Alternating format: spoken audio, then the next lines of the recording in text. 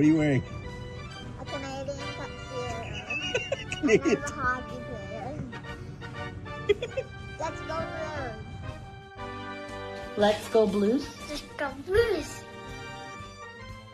To all you Blues fans, we're bleeding blue with you. Let's go Blues. Let's go Blues. Let's go Blues.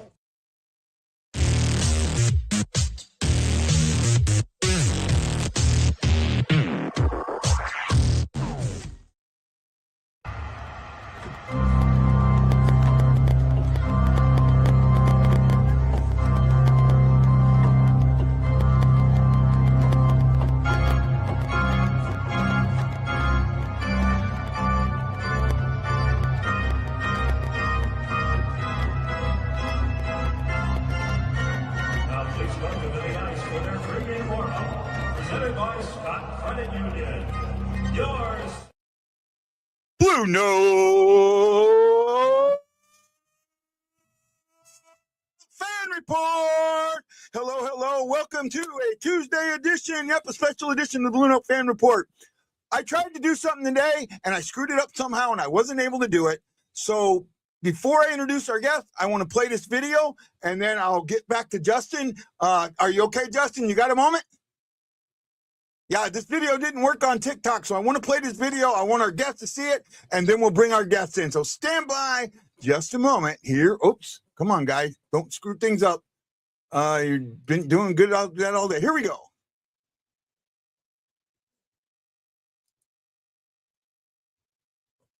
And I got the volume down again. Boy, I'm just really messing things up today. Okay, where's the volume?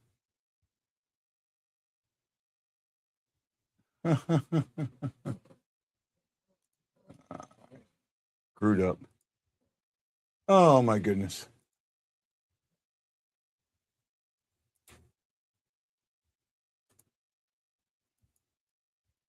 Okay, let's try this again. Boy, technical difficulties got me all day today. Here we go.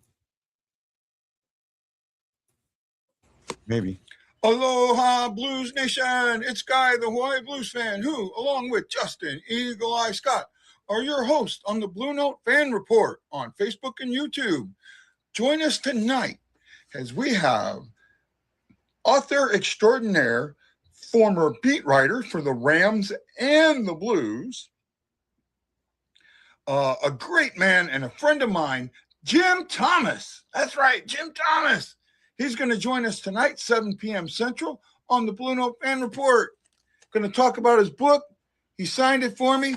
Going to be a lot of fun. He'll talk about his time with the, covering the Blues, 2019. He is responsible for bringing the world Gloria. Great story. Can't wait to hear more about it. Join us tonight, 7 p.m. Go to Facebook, search BueNote Fan Report. You'll find us. You'll find the live.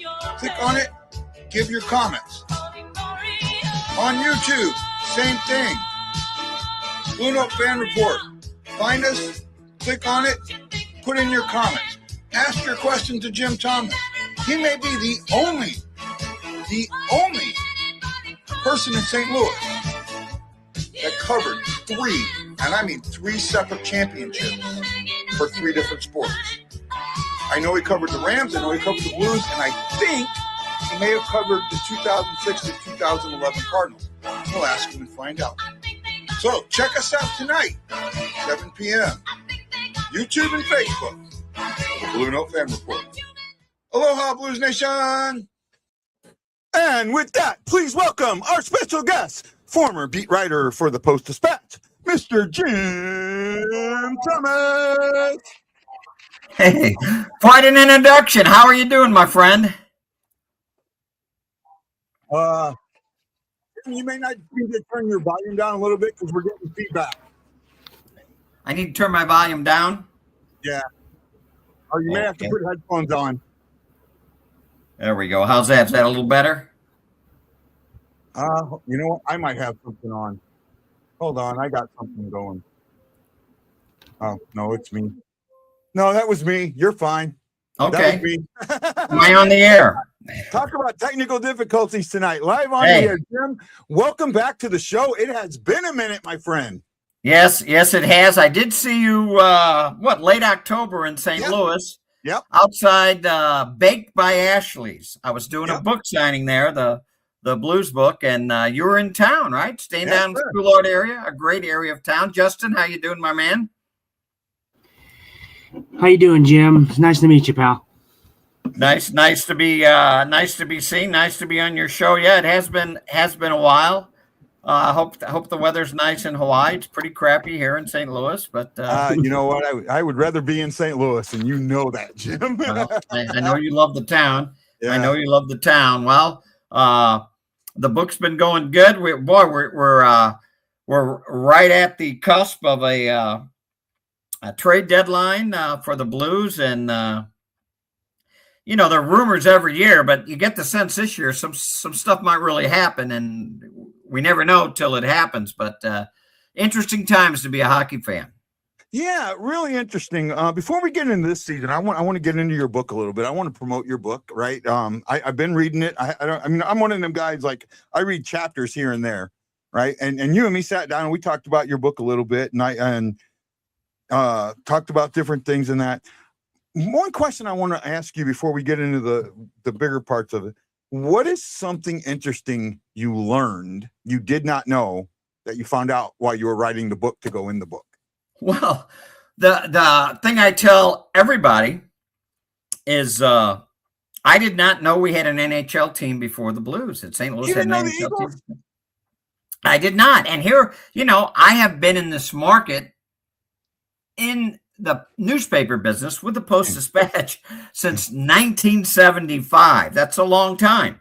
And until I started doing research, I did not know that the St. Louis Eagles existed. Let me pause for just. I'll be right back. I'm just going to go grab something. Yeah, no problem, Jim. We'll change this up. Jim will be right back. He's a good guy. Thanks for joining us, Justin. Justin might have to go. He's got something else he may have to do. But I appreciate you being here. Just so you know, whenever I do a promo, even if you're not going to be here, it's always going to be both of us, right? Just like the Kelly Clarkson show is always the Kelly Clarkson show, whether she's there or not. This is always the BueNote Fan Report with Guy and Justin, even if one of us isn't here. Yeah. Right. I didn't know if you realized that. Hey guys, get your questions ready. We'll bring Jim back and get ready as we get into it. You can start asking some questions. Okay, Jim, you're back, my friend. I wanted to bring this St. Louis Eagles jersey. I don't know if you can see it. Hold on. Yep. You can order anything on the internet. So I learned there was an Eagles. I kind of Googled it, and right away they said you get a jersey. So I have a St. Louis Eagles jersey, and if you took a look at the front, that's kind of the trying to get this in a good shape. I don't know. Yeah. It's kind of the Anheuser-Busch logo on the front there. I don't know if it's showing up, but a little bit. The talons, the eagle, and so that just astounded me. They played here just 1 year, 1934-35. Whoever thought it was a good idea to try to start a hockey team in the middle of the Great Depression? I don't know who thought that was a good idea. They came from Ottawa. Yeah. And they lost a lot of money. The problem at that time was, air travel still wasn't great in terms of time and availability of flights and destinations and whatnot. And so there were still a lot of train trips then. So the St. Louis was the southernmost and westernmost franchise, and travel costs, it was expensive to travel teams. Anyway, the team lost a lot of money. They lasted only the 1 year, and that just floored me that we had a team here in 34-35. St. Louis tried subsequently to get teams back on several occasions, but obviously the NHL didn't say yes until a third of a century later, 1967, with the arrival of the Blues. Ottawa had to wait a long time to get the Senators back. What was it, the early 90s when Ottawa resurfaced? So, it was pretty strange. And then, in the 50s, I wrote in the book that St. Louis the Blues were just the third team to play home games in St. Louis. In the 50s, the Chicago Blackhawks were in the midst of missing the playoffs 11 out of 12 years, probably the driest spell in their history. And for 2 seasons, they played home games at the old arena. They played in the mid-50s, they played 6 games one season, 5 games the next season. They drew pretty good crowds, not enough for them to do it again, to come back after 2 seasons. They actually played regular season home games. You don't hear of that like hardly ever in pro sports in this modern era. I remember in the NFL, Buffalo would play a couple games in Toronto. I'm trying to remember if they were preseason or regular season games. In Green Bay with the Packers, they played for a while. They would play regular season games in Milwaukee, but that's still in the same state. It's not that far away. That just floored me that the Blackhawks played games in St. Louis. Of course, remember, the people that own the arena were the owners of the Chicago Blackhawks. They owned the building in St. Louis, and that helped St. Louis. That helped St. Louis get an expansion team because they wanted to get rid of the building. They didn't want to have that building there. It wasn't making money, so they helped St. Louis get an expansion team. So we owe that to our good friends, the Blackhawks. Yeah, I've talked about that on my show before. That's such a weird thing that our biggest rival is responsible for us existing. Yeah, right? yeah. And I've talked about that. One other interesting fact, and I knew this because you and me had talked years ago shortly after this happened. You brought 2 things to the world. You made them popular, and well, at least I think 2. I know 1 for sure, maybe 2. But the first one, I've heard the story, and I want to hear it again. Let's play Gloria. Yeah, I give, and the Post-Dispatch, newspaper and just the whole media business is tough. There's rare is a road game now where there's an independent media from anybody. The Athletic, the Post-Dispatch, NHL.com, the Hockey News travels on the road. But until just this season, the Blues would go to every game, playoff game, regular season game, and preseason, the Post-Dispatch, and that a lot of time and expense. So this was right at the start of the Blues' 11-game winning streak during the 18-19 season that propelled them into a playoff spot and eventually into the Stanley Cup. And I'm in Florida. The Blues come back in a rare third period comeback over a rising Panthers team, still a Panthers team that was, a couple, 3 years away from being what they are now. But I go down the locker room and they're playing this disco tune. Now, music purists will debate whether that's disco or dance music. 1980, I believe, is when the Laura Branigan song came out. But, dance music. And Vince Dunn, who's, what was he, maybe 25, 26 at the time. I'm saying, Vince, what, you guys win a big game and you're playing disco music? And he said that's kind of become their song. And I wrote about it in my game story that night. And I don't know if Gloria is even discovered if the Post hadn't had the commitment and to send a writer on the road. Now, it took off, especially the Blues media team. Chris Pinkert does a great job. They did a lot with it after that subsequently. And it became a thing to the point where I think maybe a day or 2 after the Blues won the Cup, there was a radio station in St. Louis that played the song constantly for like 2 days straight. If you tuned into that station, they played Gloria on a loop constantly. So that was a lot of fun. And again, it may not happen. Gloria might not have become a thing had we not traveled with the team all the time. Yeah, that's such a cool story. I mean, I've had the guys from Jackson YB on the show before, and it's a cool story just how it started. And they were in Philly, and it was a blues. Well, it became a blues bar in Philly. I want to say it wasn't. That was the trip of where Bennington made his first start in Philly. Yep. For the Blues and had a shutout. So that would have been maybe about a month and a half before the Florida game. I know the date because I was in the air that day. It was January 6th. The game. I know it was early January. Yeah, good recall there, guy. 50th birthday. Yeah. So I was in town for my 50th birthday on the 30th on the 18, and I left that Monday or Sunday, something like that. So I was in the air on Monday. So I was in the air when it came up. So when it was going down, so I missed that great game. But yeah, so that was the thing. They were gone. One of the guys, the story that I knew was one of the guys was Steen's was a jeweler and knew Steen and had Steen and two of the other guys. And I forget who the other two guys, I think one of them might've been Robert Thomas. Maybe Bortuzzo was in on it. I'm not sure. Yeah. Say again? Maybe Bortuzzo was one of the guys. Might have been Bortuzzo. Yeah. Bortuzzo. And since it's a private club, they get away with things. And there was one of some guy just kept saying, play Gloria. They did it during the New Year's Brigade, the locker room. And from there, just an amazing story. And it was great the way you broke it. And, you don't get the credit for it. So I wanted to give you the credit for it on our show. Yeah. Yeah.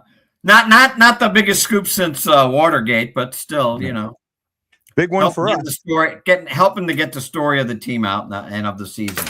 Before I bring up the other one, I'm going to let Justin come in and ask a question for you, and then I'll get to the second thing that I think you brought to the world. Justin? Well, Jim, I apologize. I haven't been able to read your book. I'll have to do that at some point. So I haven't had the honor of reading I guess your story per se. I guess.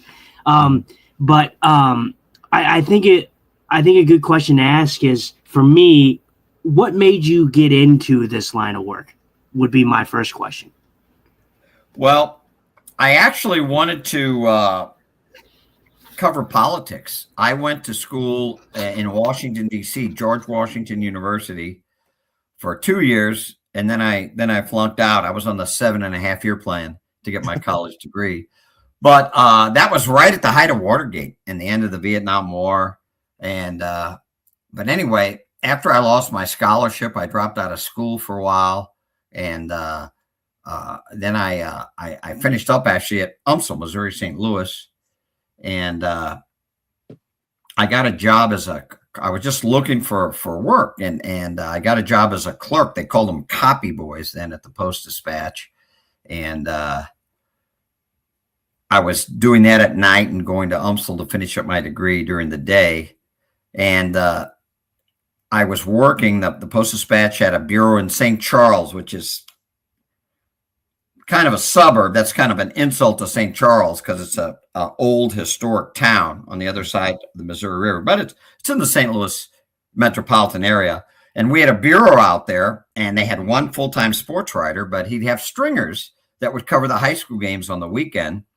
And he was short on bodies, and they paid you $25 for covering a high school game. And he asked me to do it. I said, yeah. This was back in the days of the typewriters. Now, my kids joke that I started out with the tablet and chisel when I started, but it was typewriters, if you can imagine that. And that's how I started covering sports, covering these high school games out there on Friday nights. And he suddenly got transferred to the main office covering high school sports area wide for St. Louis. And they needed someone. They didn't have time to have a lengthy hiring process. And so they put me on like a 6-month probation, said, you're going to run this bureau. It's just you. And then you have a stringer budget. I don't know what, maybe it was $300 to hire to help cover some of the high school games. And they never told me I was off probation, but I guess I passed. I don't know, or they never said you're hired full time. I kept doing it for the next 40 something years. But to sum up, I wanted to be a political reporter, and I'd always been a sports fan and played sports in high school, and I just kind of stumbled in. Very, very lucky. I mean, I don't know today if you could be hired on the circumstances I was, because I don't have a journalism degree. I mean, I started out when I was at GW, I wanted to get a double major in political science and journalism. But when I finished up at UMSL, they don't offer a journalism degree. So I have a bachelor's degree in political science and became a sports writer. So. Well, that's okay, Jim. You said you were on the 7.5-year program. I'm on the 45.5-year program. Well, keep working at it, my friend. I still don't have my degree. Well, I have an associate. I don't have my full degree. Yeah. Good story. I've kind of love talking to Jim. And you, John Hefner had asked kind of the same question. Why did you get into covering sports? Didn't seem like much money getting out of college. Back then, back when Jim was in, newspapers were it. I mean, they were. St. Louis had what? Two newspapers back then. Yeah. We had the Globe Democrat, and then they went out of business. And for a while, after a few years, a paper called the St. Louis Sun, and they were around for a little bit less than a year. But no, it was a decent living back then. When Pulitzer owned the paper, the benefits were good. We would travel. They spent money, and so it wasn't a bad way to go about it. Obviously, things have changed and things are tough in the newspaper and media business. But I guess I can say, and some of my cohorts, fellows like Jeff Gordon and so forth, that he's recently retired after a long, distinguished career with the Post-Dispatch. Well, we worked at the last glory years of the newspaper business. The other thing from the Blues championship season that I think you brought into the world, I'm not 100% sure about this, and you can correct me if I'm wrong, but I think you were the first media person that started talking about Laila, if I'm correct. Yeah, no, that was really around even, I think, the season before, but I definitely was around Laila. I remember seeing her the following season. She came to the White House, when the Blues had their White House visit. It started the following season, but no, that wasn't me. When you said that, I thought you were going to say do I look nervous? I definitely started that with Jordan Bennington. That one. And that thing still gets played. And I don't know. I somehow I became his straight man. For him. Were you the one that asked him that question? Were you the one that asked him? Did you get nervous?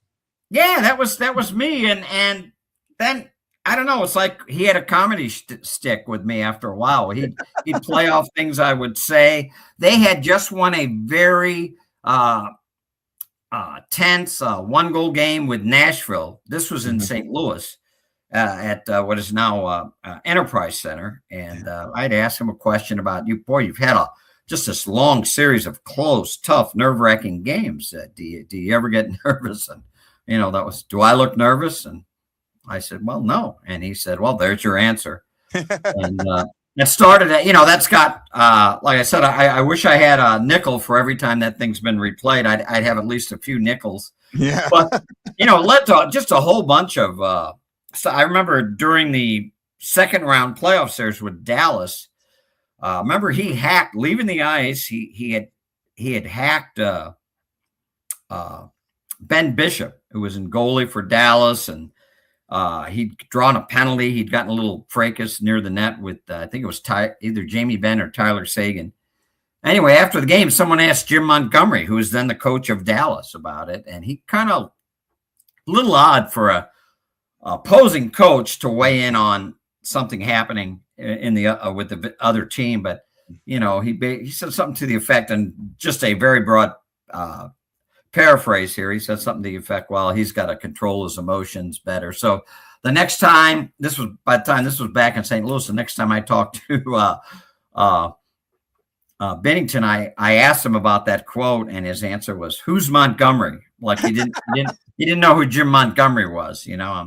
I'm thinking, yeah, right, Jordan. There's only 32 of these guys. Well, there was this was before Seattle. There's only 31 in the league, so I think you know who Jim Montgomery was. But yeah, he was. Those were fun days, and Jordan just didn't care, and he enjoyed it. Another one, I did this story. I thought he was the best out of nowhere sports story, at least in modern times, since Kurt Warner and the '99 Rams. Yeah, and so this is Stanley Cup Media Day at TD Garden in Boston. and there's a pretty big crowd around Jordan Binnington, and I picked my spot, and I mentioned that you're the biggest out of nowhere story in St. Louis modern sports history since Kurt Warner, the quarterback who won was stocking grocery shelves and then won a Super Bowl a few years later for the Rams. And I said, what do you think about that? Do you know anything about Kurt Warner? He said, no, but it sounds like it's a good story. So he was he was a lot of fun to deal with. That's the Jordan Bennington we miss, man. That's a Jordan. Well, Bennington. Yeah, and I think maybe he's matured a little, but he used to love that. I mentioned in the book. I don't know if you read that chapter. This is at the start of the road trip, the same infamous road trip with the Florida, the Gloria. I was staying in the same hotel as a team, and it's after the morning skate. I think it's game night, and I see him. It's around lunchtime in the hotel lobby. And he asked me kind of for advice about how he should answer questions, because he was giving very short, kind of flippant answers. And he said, should I be more elaborate? And I didn't know what to say. I said, listen, you do what you want. If you feel comfortable doing these short answers and whatever, just do that. And he kind of kept that up. And again, so much, not just in hockey, but all the sports, so much of the quotes when you go in the locker room are so predictable. With him, it was funny, and he'd keep the media off balance. Sometimes you never knew what he would say. And so it was a lot of fun. It was a lot of fun dealing with Binnington. And, now he's married. He's got a kid, doesn't he? And, yeah, I think he's 30. I think he turned 30. So he's become an old man, Yeah. Yes, he's getting there. Well, speaking of Binnington, and you talked about with the trade deadline coming up, I don't know how close your nose is to the grindstone, but I'm guessing it's close. What are your thoughts? Do you think that they're going to trade him now? Do you think they're going to wait to the off season, or do you think they're going to wait closer to the trade deadline next year? Or do they resign him? You just never know. Now, I'm not out there. I'm not working the phones or anything like I once was, but I pay attention. I read the stuff. I watch the social media. I watch all the games. And then I have a perspective of, still knowing the club and knowing Doug Armstrong. And there's a lot of these players who had full no-trade contracts. And now I think with Binnington, it's just half of the teams. 16. And really, when you look at it, if you approach a player about trade, even if they have a full no trade, they usually say, yeah. If you don't want them and you have another team that wants you, everybody wants to be wanted in life, whether it's a hockey team or whatever, you're going to go. The only guy I can recall in my 6 years covering the Blues where the no trade clause was a problem was Torrey Krug. I remember asking him in the locker room about that. And because he was rumored to be perhaps on the move. And he said, hey, I have a no trade clause. I'm not going anywhere. And that's the only time where I think at least with the Blues, in my recollection, that it became an issue. But yeah, there's a lot, boy. And, just today and yesterday, there seems to be a lot more rumbles about Robert Thomas, and especially with Buffalo, Binnington with Vegas, Shen with Vegas. You hear Falk, not so much Kyrou now, but you just don't know. I do think, fellas, that potentially, and again, we won't know until we get a little closer, this could be the biggest trade deadline in terms of moves the Blues make since that 22-23 season. Now, remember, after the 2021-22 season, we're just coming out of COVID. The Blues had actually 2021 season. They had a very good year. People say, oh, since the Stanley Cup, they didn't do anything. Well, the year after the Stanley Cup, they were leading the Western Conference when COVID hit, and second best record overall in the league. And I really think they could have made a run and defended, at least gotten to the Cup final. Then Bouwmeester gets sick, never plays again. The Blues players, they didn't want to. They really didn't want to. After that long delay, I believe they voted against returning to play. They just wanted to finish the season. And I never printed that because I had one source, but I wanted to get another source before felt fully comfortable, but they weren't excited about going up there. Anyway, they kind of flopped up in the bubble in Edmonton. But then the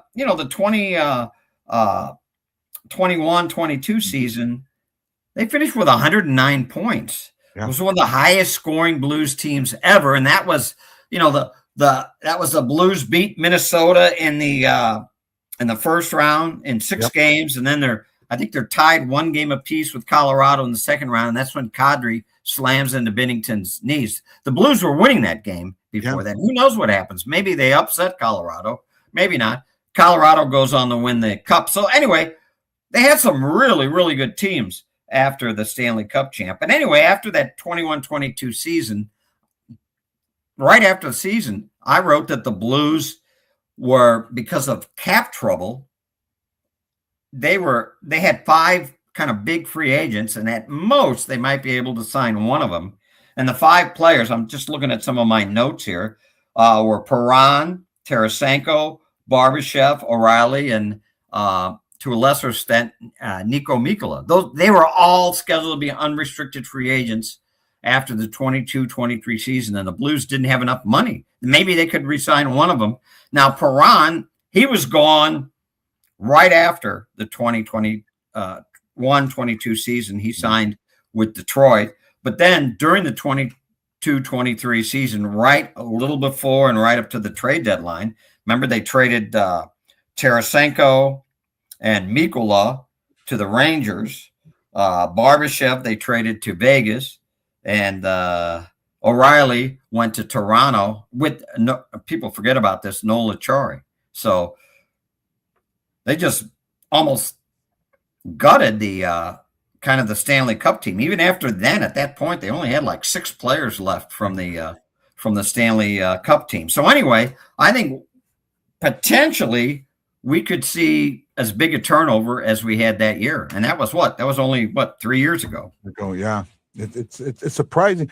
This year for me, and I'll let Justin talk about this, about because we talked about it ad nauseum.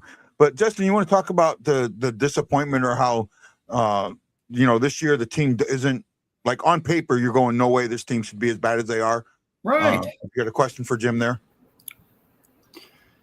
I mean, this team should not be, as underperforming as like they are right now. Obviously, it's been a down year. It's been a down year for the NHL. We see this every couple of years. The NHL kind of finds a normalcy. It regulates. You see the same teams at the top. You see the same teams at the bottom. And then you get to this season and you have a bunch of teams that you expect to be better that aren't performing well. And then you have teams that you expect to be bad that are overachieving. So this is an anomaly season where I put it at. I do think things need to change for the Blues. Honestly, the most controversial topic for me is the Thomas topic, and we've talked about this guy ad nauseum. I'm not in favor. I know you can get a haul for Robert Thomas, but I am not in favor of getting rid of Robert Thomas at this point. Yeah, I know you guys have talked a lot about it, but I'm curious even more maybe what you think, because I'm just puzzled like you, Justin. I think this team is better than it's playing. And you know who's as shocked as anybody? It's Doug Armstrong, because I remember him after last season when the Blues really should have beat Winnipeg. Wasn't Winnipeg weren't they the President's Trophy team? Yeah, they were President's Trophy. What is it? They're 3 minutes away from going to the second round. They're as hot as could be. And remember, he said we're no longer in the retool or rebuild, whatever you call it. We're in the part where, hey, we want to go further than we did last year. And he didn't say thought they were a cup contender, but he thought they were a serious playoff team. And what happened? I'll go in this baseball town. I'll throw out a baseball analogy. Any given season, you look at a lineup, maybe 2 guys are having career years. Maybe 2 guys are having like terrible slumps, bad years. And maybe, the other 4 or 5 in the lineup are kind of right by their normal average, their normal production, give or take a little variation. But look at the Blues this year. Now, this is through 60 games compared to where they were through 60 games last year. And remember, they were just getting hot last year. So the numbers, I think, will even be more disparate at the end of the season. Okay, Kyrou is 14 points lower than he was last year through 60 games. Holloway, 16 points lower. Shen, 11 points lower. Pareko, 20 points lower. Thomas, 13 points lower. Everybody's in a slump. It's not just one or two or three guys. It's like all of their core players. Now, granted, you got to figure in Thomas has missed some games with injury. Holloway's missed a lot of games with injury, but still, the production's way down. The only one, and I run through every player who's still on the team this year that was on the team last year, the only one that is up over last year is Falk because he scored some goals. He hadn't in a while, but he's 10 points higher than he was after 60 games. I should throw Fowler in there too, but remember, he played only 30 games he had played only 30 games with the Blues at this point. Remember, they got him in late December. Yeah. So his numbers are a little bit down. It's way down. And he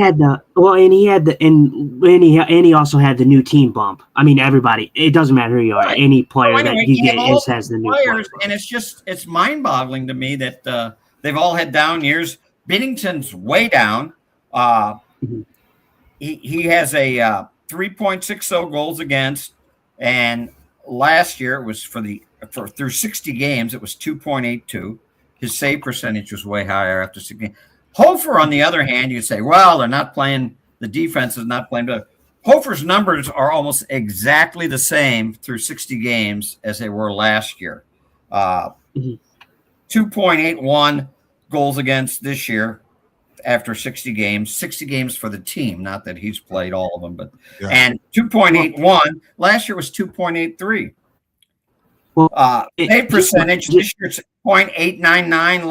Last year's 0.902. So his production's the same, but to have so many players off this year, and a part of me though, I look at this team and I'm like, they have so many young players playing. They have like 13 of their 23 players are like age 25 or younger.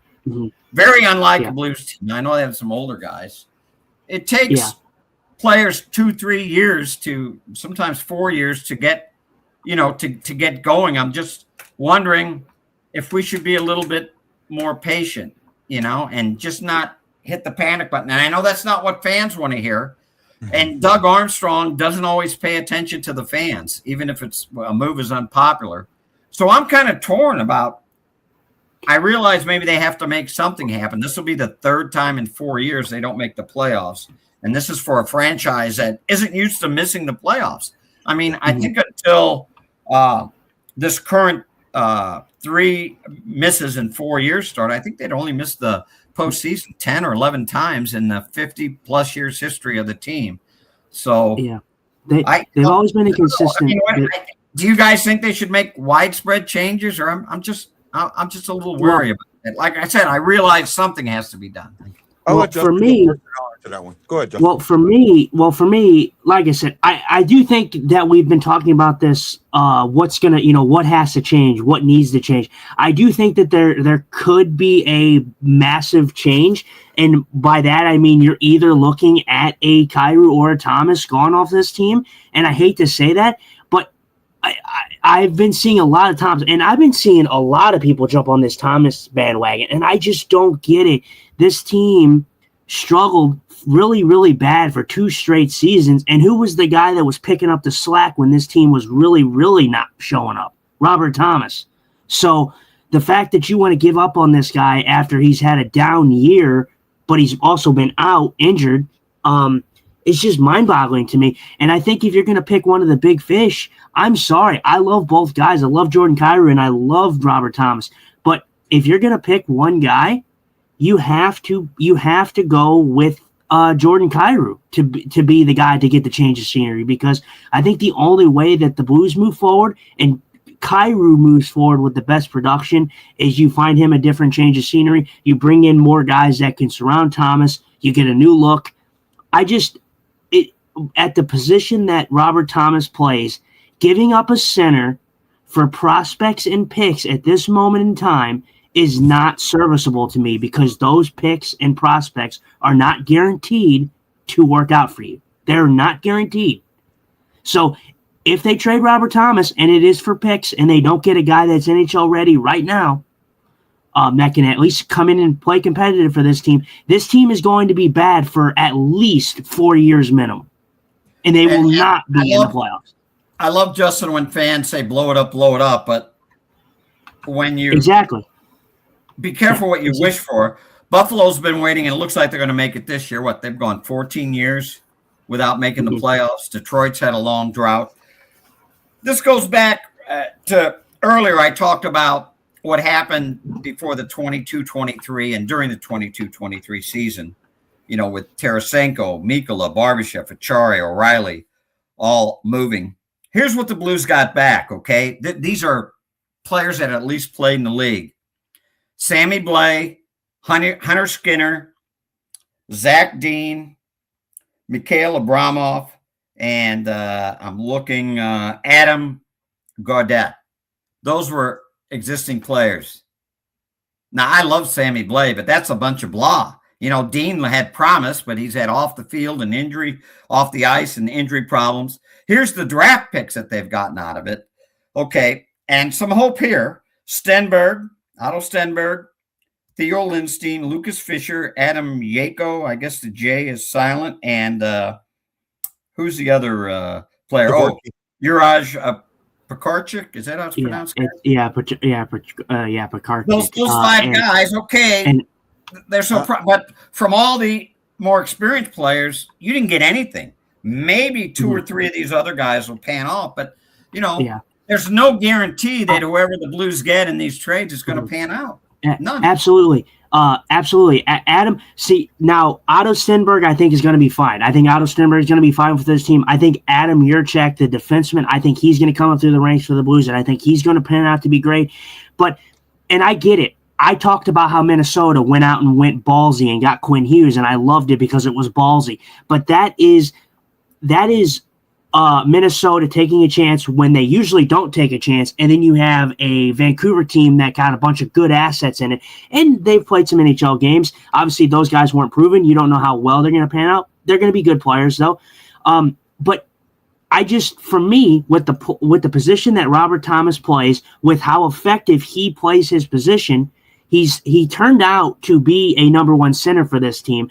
I know I've heard a lot of, he's a second-line center elsewhere. Okay, that's fine, but he's your number one center here, and although I think it has a little bit of meaning to it, look at how this guy plays. This guy reached, some of the most assists of any Blue. He is in company with some of the greatest Blues of all time when it comes to assist alone. I mean, he has almost, 400? I hate to say this because Fedorko did it much longer, but he's had a few seasons that were almost Fedorko-like. In that sense, I really agree with you on this, Justin. Plus, you look at the Blues roster; they don't have a lot of centers. They're short on centers to begin with. Why would you trade your best center unless the return is overwhelming? Here's the thing: remember, Doug Armstrong is not going to give these guys away, so he may do nothing. It's not because he didn't entertain offers, but he's not going to give them away. He's going to have to really be impressed with the return. Yeah. I wouldn't move Thomas as much as I like Binnington as a person, and it almost pains me to say this because of our little bit of history together. If you had said, Jim, you have to trade one, would you trade Thomas or Binnington? I would trade Binnington. Now you're not with Binnington.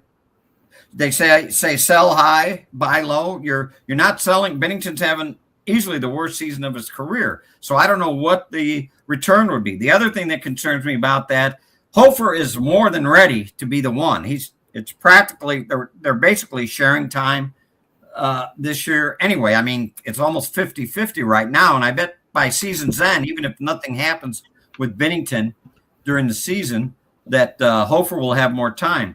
There's no Colton Ellis, though, in the season now. And I don't know if Vadim Zarenko is an NHL caliber goalie. Then you have to be looking for a backup goalie who can, and as a backup goalie in today's NHL, you got to start at least 25 games. So Yeah. it's more of a replacement cost for Binnington than just getting rid of him and getting somebody. Well, and I want to stop you. Sorry, guy. I don't mean to cut you off because I want you to get to your point.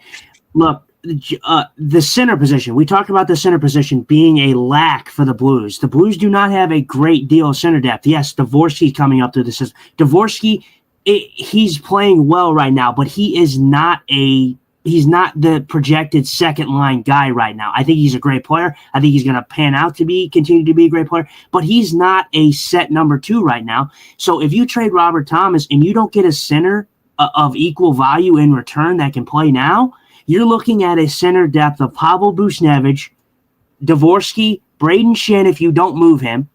Right. And Oscar Shen, even Sundqvist. if you don't move Shen, and we all love and respect Braden Shen, he's near the end. Yeah, absolutely.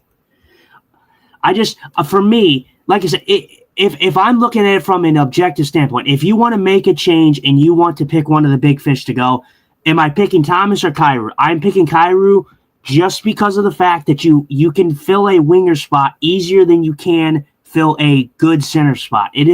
Centers come in a dime a dozen in the NHL. So you can't just throw away good ones when you have them. Yeah. Well, I would keep, believe it or not, I would keep both. I would keep Kyrou. Goal scorers are kind of like centers. They don't grow on trees. And until this year, Kyrou, over the last, 3 years, 4 years, I used to track this a lot closer than I do now. He was among the top 20, 25 scorers in the entire NHL. So I know sometimes his attitude strikes people wrong. He's kind of a lightning rod player. You do wonder if he's kind of had enough in St. Louis. I mean, put yourself in Jordan Kyrou's shoes now.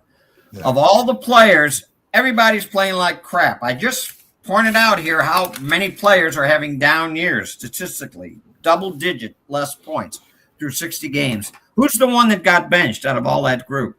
Kyrou. Yeah. It's the only one. Mm-hmm. So, and the fans have booed him.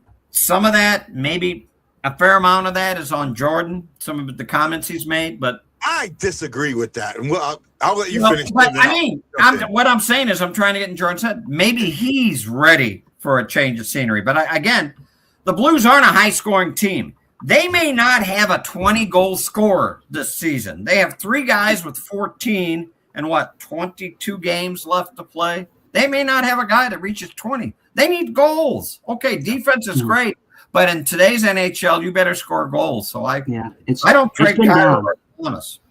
It's been down, and like I said, I would love to keep both. For me right now, if I'm honestly, there's few guys that are trade bait that you can use them for. You could possibly move.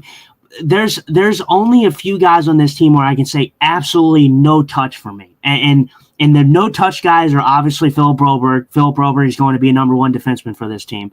I think Pius Suter. He could be a great addition to any team, but I think he's a no touch. I think he's a guy that you want to keep on this Blues team. He's been very good. He's been one of the most consistent Blues all year, especially for the price. Yeah, absolutely for the price.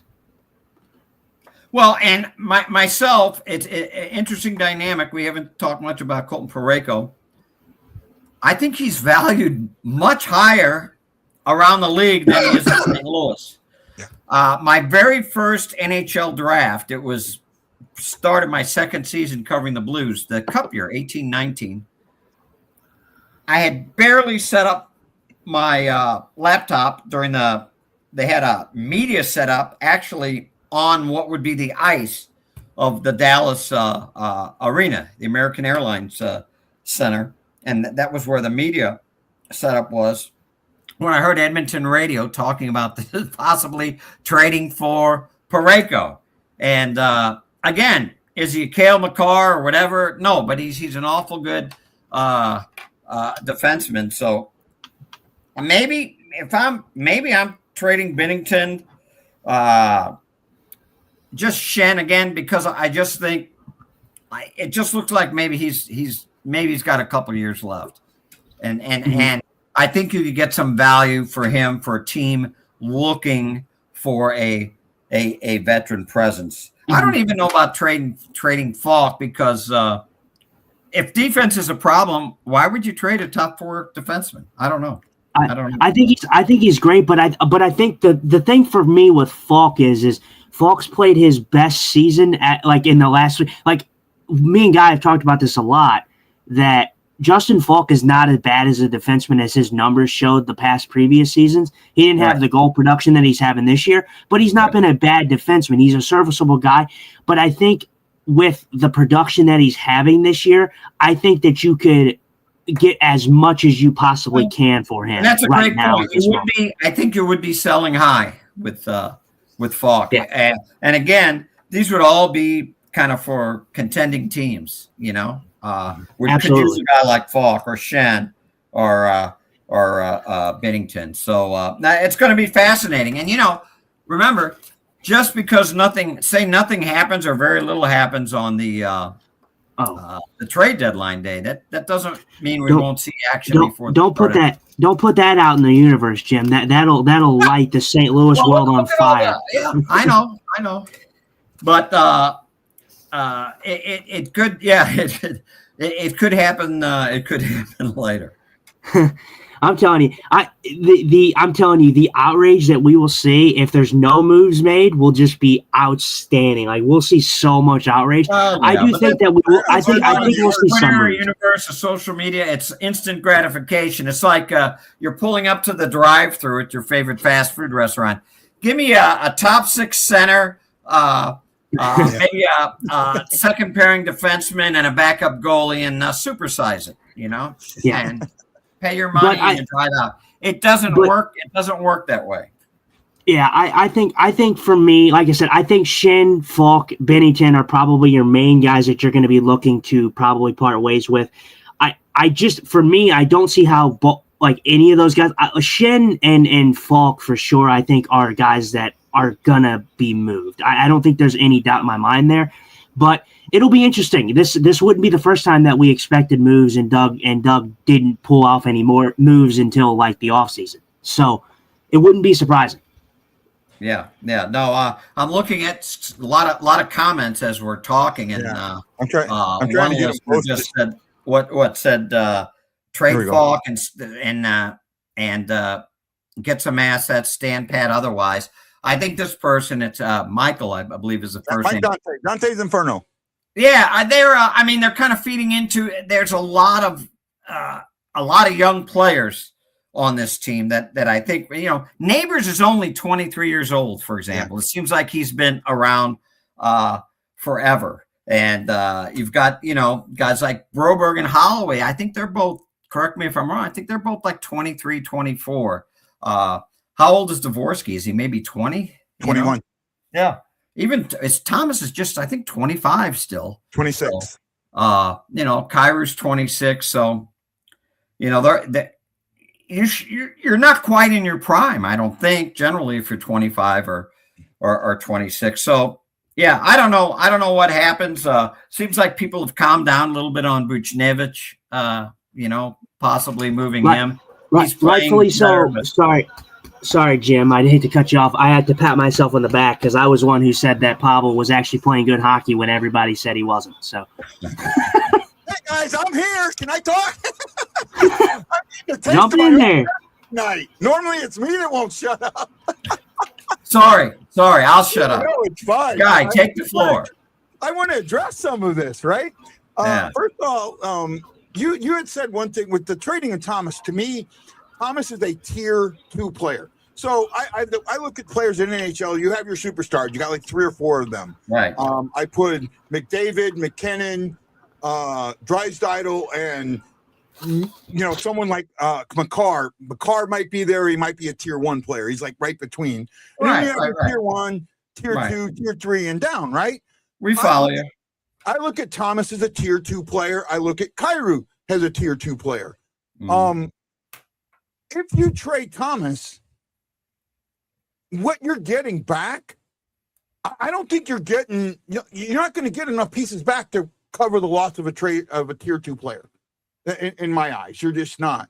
That 2021. Well, and then you brought up Kyrou, with the stuff that was going on here. And yes, I think you are correct that he may have soured on the city of St. Louis. Remember, so after some of the stuff he said after Berube got fired. Well, see, and you and me had a talk about this in Oakville. You remember that? At Ashley's, yeah, that baked by Ashley. If you're ever in Oakville, stop by that bakery. They do a great job. Support your local business. I see. To me, and I brought this up. We had a guy from Germany on my show the other day, and he said the same thing. Well, the comments he made and this and that. I thought everyone who thought those comments were classless didn't understand what was happening. Mm-hmm. Because first of all, when was he asked that question? And this is huge. I was in the locker room that day. I mean, I was on the scene. I was still working, and it was like the first time we got the players after Berube was fired. I thought you were gone by then. Huh? No. I thought you were gone by then. No. Nope. I was there. He got asked that question after the warm-up skate. So, but after the warm-up skate, just before the game, that's when the reporter, and I won't say the reporter's name, goes in and asks him that question. A player that question before a game? And when it was after the morning skate. Yeah. No, it wasn't the morning skate. It was the warm-up skate. He got asked that right after the warm-up. No. It was after the morning, but it was a game day. It was a game day. Well, it got reported. It got put out right after the quote. Right. Got put out right after the warm-up skate. Right. Right. You don't ask that, and then he could have said, "I'm glad the son of a bitch is gone. Now I can play my game and not get yelled at every 5 minutes." But what he said, and he flourished after Berube left. With Bannister, right? Yeah, he flourished a little with Bannister, and he flourished a lot with Montgomery. I think the reason that this team is playing the way they are is Winnipeg. That last minute in Winnipeg destroyed this team, and they've never. Well, that's a pretty long time for a hangover, though, right? But you just mean the start of the season. The Rams had a hangover for an entire year after winning the Super Bowl. Touche. Good point. Right. Yeah. So it's like you're running in sand, right? Wet sand, and you can never get your feet out of the sand. Every time you're trying to be light touch, and you just can't. Your feet just get deeper and deeper in the sand the more you try and get them out. And that's what I think's happened to this team, that they've dug themselves a hole that they just can't get out. And that hangover is just hanging on to them. I don't think you need to blow this team up. I think trading Bennington is a hockey trade move, a hockey decision move, not a personal move. I think if you trade Kyrou, it's a personal move, not a hockey move. Right. A guy like that, you don't trade right away.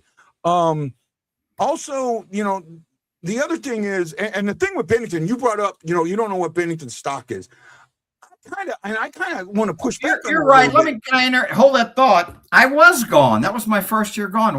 Have I been eating mushrooms today? I was, and I'm imagining I was in the locker room. No, I was gone. I was gone when Berube got fired. Anyway, back to you, Guy. Okay, no problem. Now I just kind of lost my thought. Oh, back to the Bennington with this trade value. I think the only people in the world that think Bennington's trade value is low. Well, let me rephrase this. Well, yeah, is everybody but GMs and scouts. Yeah, I don't know about that guy. I mean, 3.60. Okay. Goals against. Look what he did in the Four Nations. Look what he did in the Olympics. Well, he was excellent in the Four Nations. He was good, I thought, in the Olympics. Not like vintage Bennington, but he was good. And but I think if you're a GM, you're thinking that with better defense. Again, the thing I keep going back to, if the defense is falling apart, why are Hofer's numbers almost identical this year to last? And he's playing more. He has a larger role this year. Through 60 games last year, he had 20 starts, and he's got 28 this year, so he's got a larger role. Now, you could counter that guy by saying sometimes players have more confidence playing in front of a goalie. Maybe they're just more confident when Hofer's up. 18-19 with Bennington and Allen. Jake Allen, yeah. Remember, it got to the point where they wouldn't start Allen at home. He would struggle, even in 1890. He would struggle at home, and occasionally he would get booed by the fans. Yeah. So he'd get all his work on the road, and Allen was very good on the road that year. Yeah. So there's I think GMs and scouts don't look at a game the way fans do, and I don't think they look at the stats the same way that we do. And I do still think that when it comes down to it, Bennington is a proven winner. And if you put him, and a team that wants Bennington isn't a team that wants to get the cup in 2 years. They want the cup now.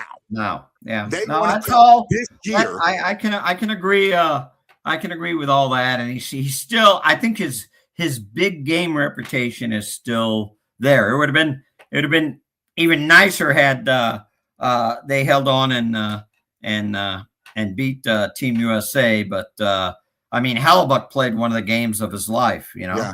And just like Bennington played in Game 7 in Boston, played one of the games of his life.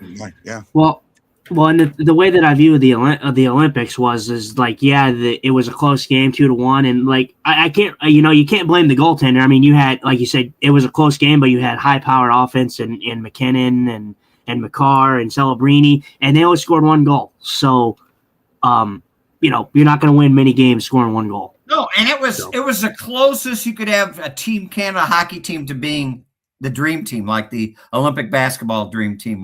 That was the first Olympics with pro basketball players, right? I forget what year it was. This was basically Canada's dream team. Maybe you can quibble on a player or two. So yeah, and the ice was tilted in their favor for roughly 2 or 3 periods, but a goalie can be a great equalizer, just like in baseball.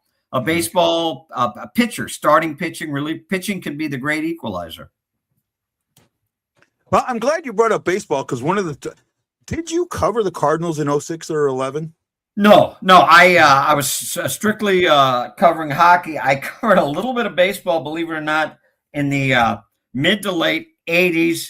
My full-time beat was Mizzou, but in the spring, we didn't do a whole lot. Did a little bit of spring football, maybe a couple stories here and there on track or the baseball team. But every once in a while, I'd go out and cover like a Friday night game or something. But the 85 World Series, that was Kansas City. Yeah. I covered 1 game as like the 7th sidebar guy, Yeah. My job was to interview the equipment manager or something, And then in 87, I covered 2 road games in Minnesota. Again, another World Series that the Cardinals lost. And I missed, this name may not mean much to you guys, but I missed Tony Van Zant's only college touchdown for the University of Missouri. He scored it against Iowa State. And Tony Van Zandt, in my mind, the most famous high school running back to ever come out of St. Louis, but had serious knee injuries once he showed up at Mizzou. So that's my only World Series. My claim to fame quote is I'm the only kind of full-time beat writer. Full-time, I emphasize, because there were other guys that, covered maybe a little bit of hockey and a little bit of football, but only full-time beat writer in St. Louis to cover the 99 Rams and then 20 years later, the 2019 Blues, the only NFL championship for St. Louis, and probably will be forever unless we get a team back at some time. And then the only one to cover the only St. Louis Stanley Cup champion. Now, hopefully, we'll have more, but I thought it was a lot closer at the start of this season than I feel like it is now. You guys, I feel like, especially if they make a bunch of moves, I think Justin, you might be looking at 2, 3, 4 years of not great hockey. Again, keep this in mind. I don't know what's the fans' appetite. It's great to say, burn it down. You put together 3, 4, 5 crappy seasons. The Blues are on track now to have their worst record since 05-06 this season.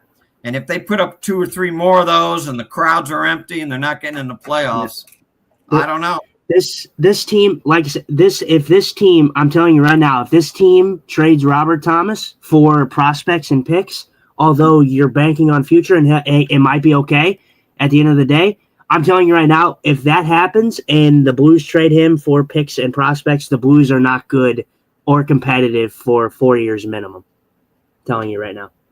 So I don't think it'll be that long. I think 2 years. It's going to be that long, guy. It's going to be that long, guy. You have zeros and Stenberg and Yurko right there. Just about NHL ready. So two defensemen and one forward. You have no centers in there. You have Dvorsky in there. Dvorsky's not projected. Dvorsky's projected possibly to be in that second line center role. He's not there yet. He's going to get there, I think. No, but he's not there yet. Stronger, and again, I'm not at the practices or whatever, but defensively, he gets pushed around a little bit, so he needs to get better defensively. Yeah, I mean, this team will have. If you trade Robert Thomas and you do not get a center that can play now in return, this team has no centers, at least for the meantime. And you're talking about, defense. Defense is great. I don't think this team is as defensively bad as everyone says it is. Everybody talks about cross crease and, backdoor. This team was absolutely terrible with backdoor tap-ins, and they changed it. That doesn't happen that much this year. I mean, it happens sometimes, but not all the time. It used to happen like every single game, 3-4 times a game. That doesn't happen now. We're seeing a team that actually is capable of playing strong defense, but we're going to blame the defense. No, I think, like I said before, I talk about this a lot. Bennington, for example, I love Jordan Bennington, but people have blinders on for the Stanley Cup, and he brought us the Stanley Cup, so now Bennington can do no wrong, and that's just not the case. The goaltending has been bad, and Hofer was bad in the beginning of the year as well, but the numbers don't lie. I mean, a guy talks about how I talk about the goal saved above expected because Jordan Bennington is leading that stat by a large margin. But he is bottom in stats of a lot of categories this year, not just goals saved above expected.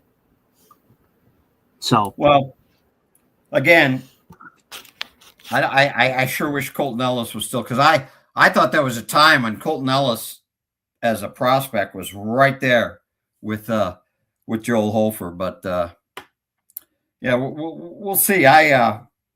Again, we should mention Carbonneau too. He's another guy in the pipeline. But I think once you join, you're with an NHL club. Most prospects, especially since the Blues aren't dealing with top 10 prospects, realizing Dvorsky was taken 10th overall, it takes them a couple of years.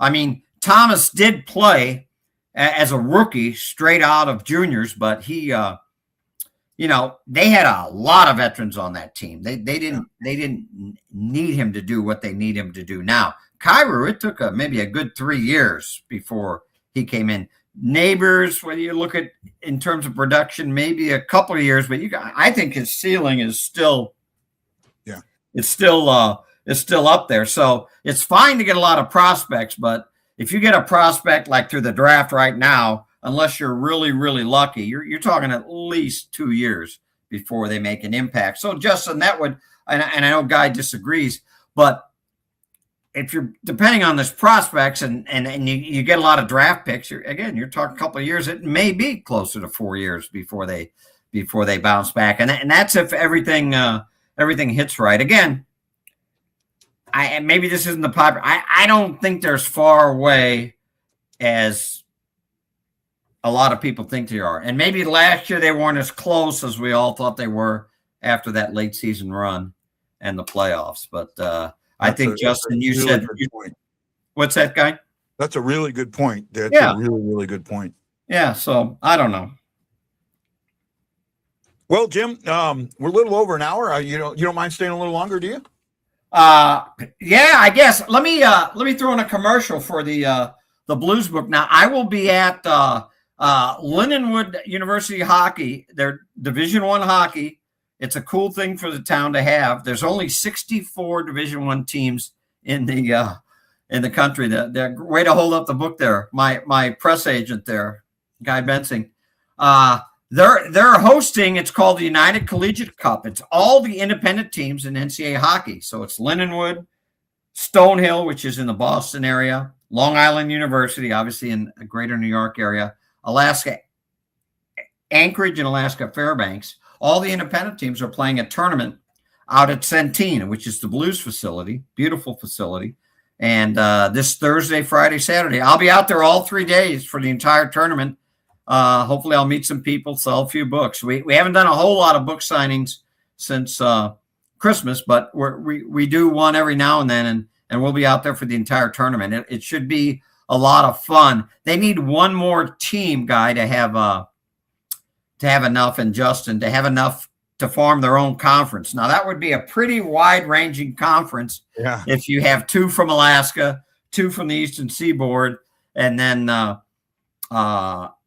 Lindenwood and a 6th team. But Maryville, I think right in suburban St. Louis, Maryville University, I believe they're announcing tomorrow that they're going to go Division I. And also Tennessee State in Nashville, a historically black college. I believe they're trying to put together Division I. Very interesting. This should be a national story if they start a Division I program there. They're talking about a Division I hockey. Right there, you'd have 7 teams. And if you have at least 6 teams, you're eligible. Your champion can go to the NCAA tournament. So it's a lot of fun. I've been out to, especially I have time on my hands since I'm retired. I've been out to about 8 of their home games this year. It's a fun, quick game. I hate to sound like some Hoosier, as we call them in St. Louis. I kind of miss that there's no fights in college hockey, but it's still a pretty fun game, pretty aggressive. I'm on a Lindenwood what do you call it? Boycott, since they got rid of my buddy, my pal, and my favorite coach, Zombo. Zombo, yeah. I think he got a raw deal, but that's just me personally. They're reaping the rewards of what he did. Well, he definitely, and it's a big jump, and he definitely set the foundation. And I tweeted out today. Every once in a while, I'll tweet something on the hockey team just because they get very little attention here in St. Louis, and their best record. This is their 4th year of Division I. Their best record was 8 wins, 22 losses, and 1 tie. And they play a very ambitious schedule. They play a lot of Big Ten schools and teams from the East Coast. This year, their schedules included Wisconsin, Minnesota, Duluth, Denver. Anyway, 8-22-1 was their best record. This year, they're 14-14. So if they win this tournament, they'd have to win 2 games. They'll have a winning record, which will be pretty amazing. But anyway, I'll be out there signing some books. If you can make it out to Centene this weekend, Jim can pick it up. What are you selling them for, Jim? I want to make sure I don't get I know what the price is on mine. I don't know if yours is different than what 28. They're still $28. Yeah, $28. Jim can sell you one right there, and he'll sign it. He personalized mine for me. I greatly appreciate it. I don't know if you can see it, but he did. Told a bunch of lies, and there you have it. He's a good friend. You want to tell us any more about your book before we go away? And no, it was a lot of fun to write, and again, what attracted me to writing it, there really hasn't been a history of the Blues written, and that's what it is. So I did a lot of research and did some fresh interviews, and also some interviews that I did covering the team. What helped a lot, Guy, was during COVID, where there were no live games, we're still coming out with a daily newspaper, so we're struggling to get stuff in the paper. We started this series called Where Are They Now, where we'd contact old Blues, and Bruce Affleck was just tremendous, helping me get in touch with these guys. But I mean, talk to Frank St. Marseille, Guy Saber, and Gary Unger. And I used a lot of those interviews, notes that I'd still had kept from those interviews for the book too. So it was a lot of fun. I've got another one in the works. We're in the red zone. I'll use a football analogy. It's Mike Martz, kind of a biography, but it'll be the closest thing to a book written on the greatest show on turf teams. But I don't want to give away too much of the plot. But Mike is not shy in terms of stating what's on his mind. So that's my next project. And actually, we're still kind of in the finishing touches of finishing off the first draft of the book. So look for that. I hope, I want to say something. I hope it doesn't embarrass you, but when we were out at Oakville, we were talking about, I talked about some things that you didn't put in the book. Do you mind if I mention those, or what's that? About the March book? No, the franchise. No, go ahead. Yeah. We talked about Slapshot, the connection of Slapshot to St. Louis. Which I wish you would have consulted me. I might have weaved that in there. Yeah. Yeah, because the fight, the big thing that that's what he told me. Next Blues book, he's gonna. That's the 72 fight with the brawl of 72 with Philadelphia Flyers. There's an entire chapter dedicated to that. Yeah. But go ahead, take it away from there, guys. That fight was emulated in Slapshot. They use that kind of as a seed for some of the stuff in Slapshot. The key getting thrown at the guy, that's what I had Gary Unger on the show, and Gary Unger talks about that fight. And I was at a alumni camp that he was there, and he will tell you that was all me. I started all that. And he's not shy about it. Something. What a piece of work that guy is, huh, guy? You can't shut him up. When I interviewed him for Where Are They Now? Yeah.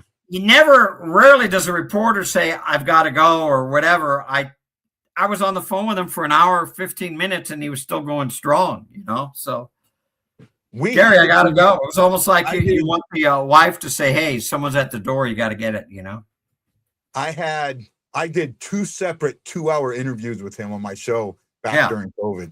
I mean, that's right in the. At the Blues Hall of Fame when he got inducted, it was the same way. They were making fun of him because he had a lot to say. Yeah, and also if you're not in St. Louis and not in one of these book signings, you could order them online too, Amazon. Because I had someone say the book sounds interesting, and I know you probably have listeners from all over, you and Justin. Yeah. So. But you can get it on Amazon.com, BarnesandNoble.com, TriumphBooks.com. That's the publishing firm. So I'd rather have you buy them from me if you're in St. Louis. I get a few more dollars if you buy them directly from me. Right. Like I said, if you can get a hold of Jim, or if you can buy Jim's book, he'll sign it for you. Let him know that you saw Jim here on the BueNote Fan Report, and he might put something special for you. Jim, I want to say thank you so much for joining us again. We won't wait so long. We won't wait 3 years or 4 years to have you again. We'll bring you back when you're ready to release your March book. Let me know. We'll bring you back for that. That'll be good. We can talk football on a Blues show, on a hockey show. Absolutely, man. We can talk any St. Louis sports on this. Justin, you have any last questions or comments for our guest here, Mr. Thomas? No, Jim, it was a pleasure having you on, man. I appreciate you giving me some good banter back and forth, kind of hearing me out, even though I kind of sound like an idiot sometimes. But I enjoyed having you on. I enjoyed your insight into the Blues and what you think kind of, what's kind of going on with the Blues and what you think possibly is going to happen at this deadline. Yeah, Justin, great to meet you. I enjoyed hearing you out, and we're on the same wavelength on a lot of things. Guy, it's always a pleasure to talk to you, and it's going to be an interesting next few days, huh? Yeah. Actually, Jim, I might be blowing your phone up the next 2 days. I want to start my interviews back, so I might be using you. Bruce Affleck was my contact. I can say it now that he's gone, so I don't have my contact anymore. Yeah, Bruce was great for stuff like that. Yeah, I might have to use you to start weaving in to get me some interviews again. I'll do what I can, but I'm not around there, and when you're not around, they forget about you pretty fast. That's why I was flattered that you contacted me. I know, but you still got get on do a little show there. Yeah, but you still got a pretty strong little Rolodex there. I have some numbers, yeah. So, you know what, Jim? It was an absolute pleasure to have you on the show. I hope you enjoyed the promos we did for you, trying to get this out. And we like I said, I have your book here. It sits in front of me. It sits right here in front of my studio, so I can see it. It's part of my studio here. We appreciate you so much. You're a great friend of the show. You were the second or third interview and the first reporter that I ever interviewed. That's very good. It was great seeing you at the bakery. That was a pleasant surprise there in October. Justin and Guy, thanks. I had a great time on the show. You guys have a great night. You too. Okay, Justin. You know what's next. How do we end our show, buddy? I think we got to ask where the girls at. Where they at? The girls. What are you wearing? A Canadian tuxedo. I'm a hockey player.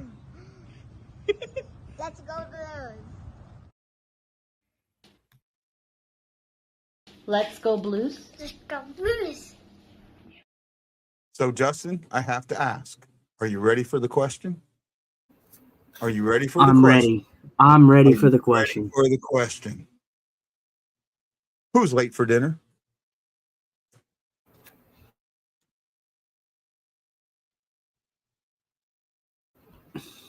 Jesus, this muting thing.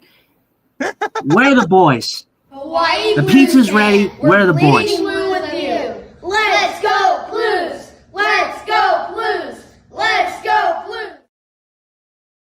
This is Guy, the Hawaii Blues fan, for my co-host, Justin Eagle Eye Scott, saying a big, big shout out and thank you to our special guest, former St. Louis Blues beat reporter, Jim Thomas, for joining us on the show tonight. We will see you tomorrow as the Blues take on the late night game, late night game.